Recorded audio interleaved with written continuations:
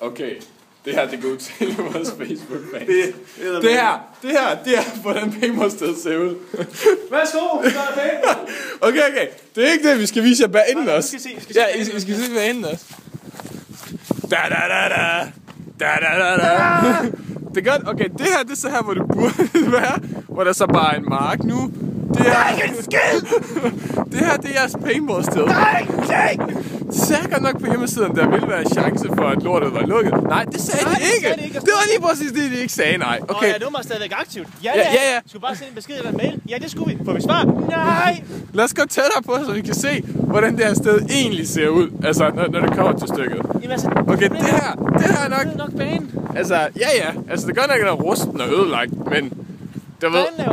Man kan vel stjæle en masse herfra. Altså vi kan se, det er her, fordi der er rester af hardballs og paintballs rundt omkring.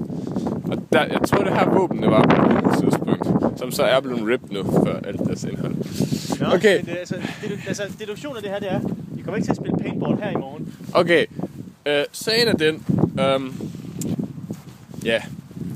den her video burde forklare all of it. Så det her har været Ilja Anders in the middle of freaking nowhere. Jeg er ked af det. Det vidste vi sgu ikke. Hej.